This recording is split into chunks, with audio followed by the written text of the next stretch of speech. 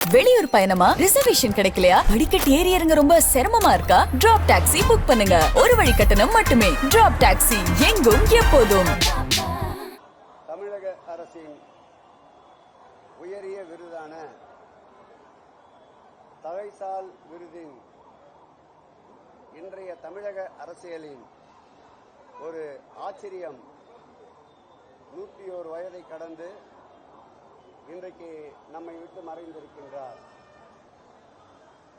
அவருடைய இறுதி நாட்களில் கூட இன்றைய முதலமைச்சர் திராவிட முன்னேற்ற கழக தலைவர் அவரை நேற்றைக்கு முன்தினம் கூட மருத்துவர்களை அணுகி அவரை பார்த்துவிட்டு இன்னும் அவர் நீண்ட காலம் வாழ வேண்டும், தமிழகத்தில் எதிர்கொள்ள வேண்டிய பல்வேறு மதம் ஆச்சரிய அரசியலுக்கு ஒரு சிம்மக்கப்படமாக திகழ்கின்ற நேர்மையின் முழு உருவம் இன்னும் சில காலம் தமிழகத்தில் இருக்க வேண்டும் என்ற ஒரு நம்பிக்கையோடு மருத்துவ குழுவினரோடு நேற்றைக்கு முன்தினம் கூட மருத்துவமனைக்கு வருகை தந்து மருத்துவர்களோடு கலந்து ஆலோசித்தார்.